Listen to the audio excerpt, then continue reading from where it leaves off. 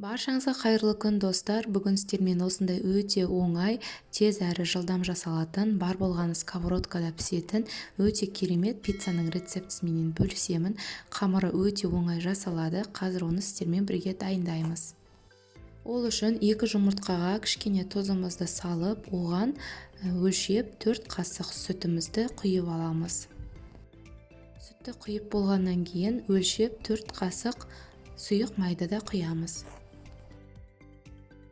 Сұйық майды да құйып болғаннан кейін 4 қасық майонезді де саламыз.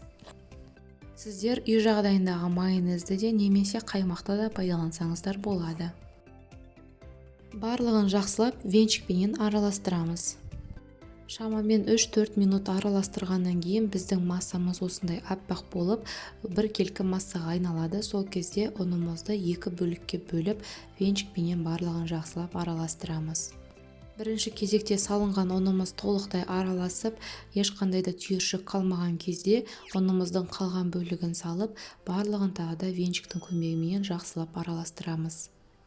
Бұл жердегі ұнның мөлшері 9 ас қасықты құрайды.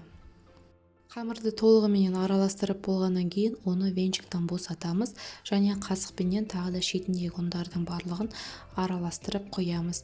Міне бізде осындай консистенциядағы қамыр пайда болады. Қамырды салмас бұрын табаны міндетті түрде бірінші кезекте май құйып кішкене қыздырып аламыз. Шамамен 2-3 минуттай қыздырсаңыздар жеткілікті.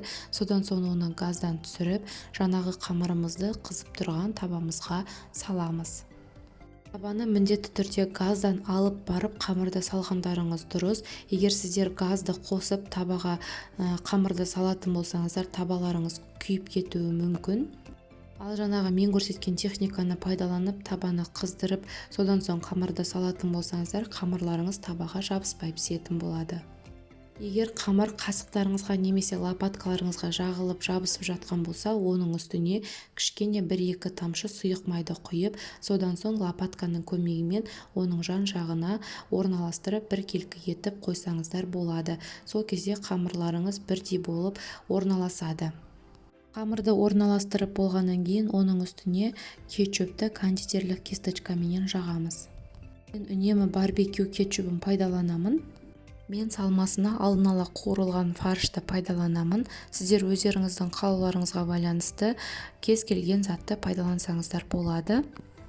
Оның үстіне сақтап туралған қызанағымызды да саламын. Әдемілік үшін оның үстіне осындай кішкене ас көктерден саламыз.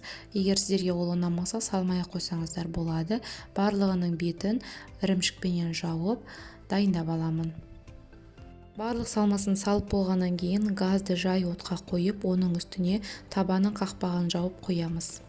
Үстіндегі ірімшігіміз толықтай еріп болғанша шамамен 7-8 минуттай пісіреміз. Пиццаны пісірген кезде қақпағын ашпаймыз, тек қана сырдың ерігенін бақылап күтеміз. Сыр еріп болғаннан кейін біздің пиццамыз дайын болды деп есептеледі. Қаласаңыздар, қамырдың астын көтеріп тексерсеңіздер болады. Видеода көрініп тұрғандай пиццамыз табадан өте оңай алынып жатыр. Асты мүлдем жабыспаған, барлығы өте жеңіл алынды. Сіздер де осы видеода көрсетілген техникаларды пайдаланып жасап көрулеріңізге кеңес беремін. Осылай жасасаңыздар, сіздердің қамырларыңыз міндетті түрде мінсіз шығатын болады. Пиццаның қамыры толықтай піскен және өте оңай кесіледі.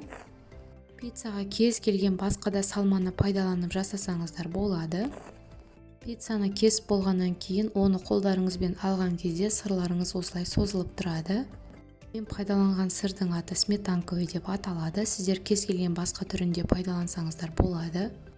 Видеода көріп тұрғандарыңыздай қамырларымыз толығымен піскен, өте керемет болып шықты. Дәмі мен иісін енді айтып жеткізу мүмкін емес. Сіздерде дайындап көрулеріңізге кеңес беремін. Сіздерде де міндетті түрде өте сондай жақсы пицца шығатынына сенімдімін. Видеоны соңына дейін қарап менімен бірге болғандарыңызға рахмет. Сіздермен бірге болған гүлім. Астарыңыз дәмді болсын. Каналға тіркелмеген болсаңыздар, каналға тіркелуді ұмытпаңыздар. Назарларыңызға рахмет.